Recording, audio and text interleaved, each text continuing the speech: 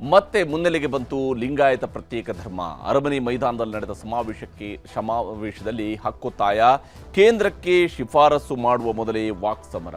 ಇದುವೇ ಚದುರಂಗದ ಎರಡನೇ ಶೂರಿ, ಲಿಂಗಾಯತ ಧರ್ಮ ಸಮರ.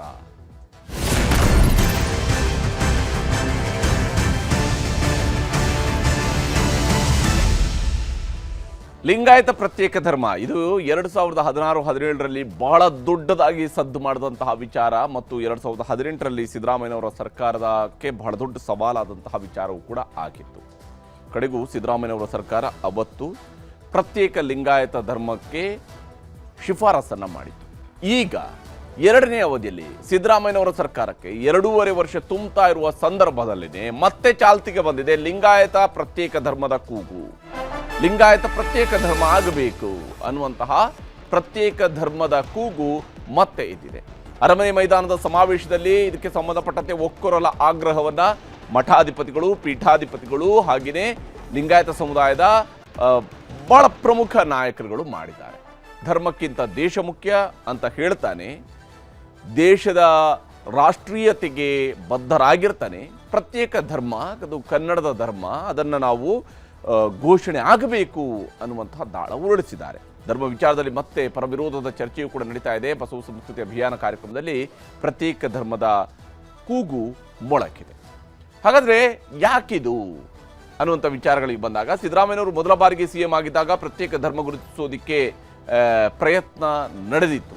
ಸಿದ್ದರಾಮಯ್ಯನವರಿಗೆ ಅವತ್ತೂ ಕೂಡ ಲಿಂಗಾಯತ ಸಮುದಾಯದಿಂದಲೇ ಈ ಬೇಡಿಕೆ ಬಂದಿತ್ತು.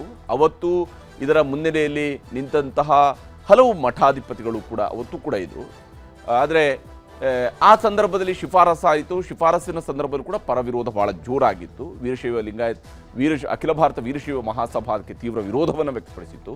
ಲಿಂಗಾಯತ ಪ್ರತ್ಯೇಕ ಧರ್ಮ ಮಾನ್ಯತೆಗಾಗಿ ಕೇಂದ್ರಕ್ಕೆ ಸಿದ್ದರಾಮಯ್ಯನವರು ಹಿಂದಿನ ಅವಧಿಯಲ್ಲಿ ಪ್ರಸ್ತಾಪವನ್ನು ಸಲ್ಲಿಕೆ ಮಾಡಿದರು. ಕಳೆದ ಅವಧಿಯಲ್ಲಿ ಪ್ರಸ್ತಾಪವನ್ನು ಸಲ್ಲಿಕೆ ಮಾಡಿದರು.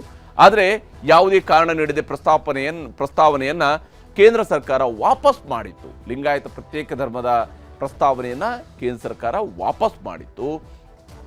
ಇದೀಗ ಮತ್ತೆ CM ಸಿದ್ದರಾಮಯ್ಯ ಮುಂದೆ ಪ್ರತ್ಯೇಕ ಧರ್ಮದ ಕೂಗು ಎದ್ದಿದೆ.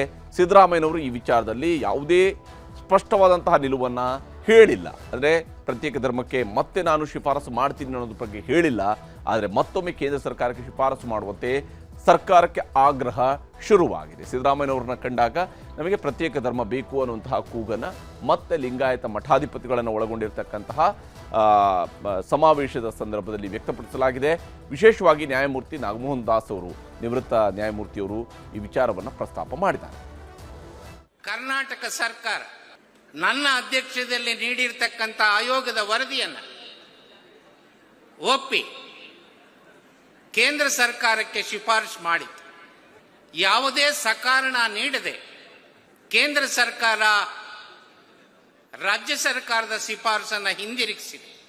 ಸ್ಪಷ್ಟನೆಯನ್ನು ನೀಡಿ, ವಿವರಣೆಯನ್ನು ನೀಡಿ ರಾಜ್ಯ ಸರ್ಕಾರ ಕೇಂದ್ರ ಸರ್ಕಾರಕ್ಕೆ ಮತ್ತೊಂದು ಸಲ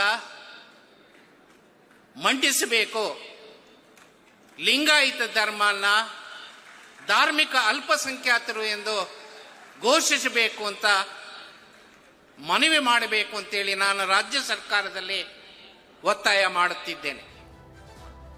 ಹೀಗೆ ಲಿಂಗಾಯತ ಪ್ರತ್ಯೇಕ ಧರ್ಮ ಆಗಬೇಕು, ಅದಕ್ಕೆ ಬೇಕಾದ ಶಿಫಾರಸನ್ನು ಮಾಡಬೇಕು ರಾಜ್ಯ ಸರ್ಕಾರ ಅಂತೇಳಿ ಲಿಂಗಾಯತರ ಬಹುತೇಕ ಬೇಡಿಕೆಗಳಿಗೆ ಸಿದ್ದರಾಮಯ್ಯನವರು ಈ ಸಮಾವೇಶದಲ್ಲಿ ಭಾಗಿಯಾಗಿ ಅಸ್ತು ಅಂತ ಹೇಳಿದ್ದಾರೆ.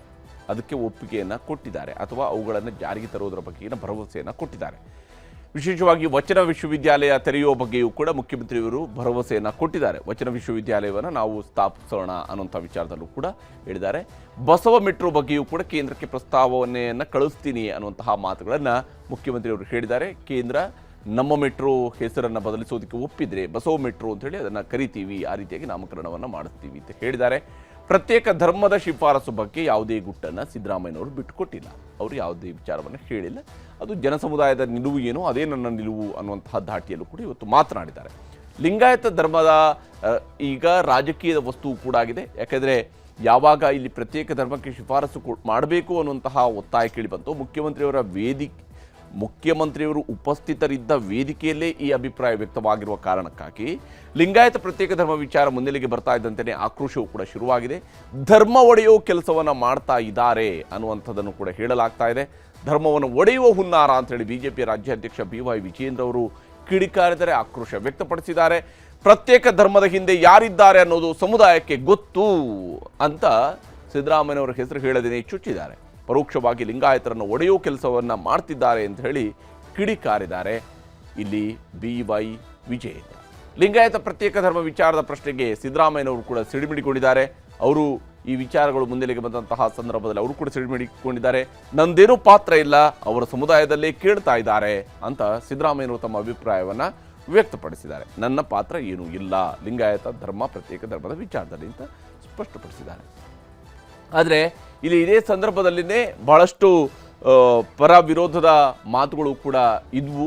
ಆದರೆ ಇಲ್ಲಿ ಮುಖ್ಯವಾಗಿ 5 ನಿರ್ಣಯಗಳನ್ನು ಅಂಗೀಕಾರ ಮಾಡ್ಕೊಂಡಿದ್ದಾರೆ. ಆ 5 ನಿರ್ಣಯಗಳ ಮೂಲಕವಾಗಿ ಪ್ರತ್ಯೇಕ ಧರ್ಮ ಪಾಲನೆ ಅದು ಹೀಗಿರಬೇಕು ಎಲ್ಲ ನಿರ್ಧಾರಗಳನ್ನು ಮಾಡ್ಕೊಂಡಿದ್ದಾರೆ.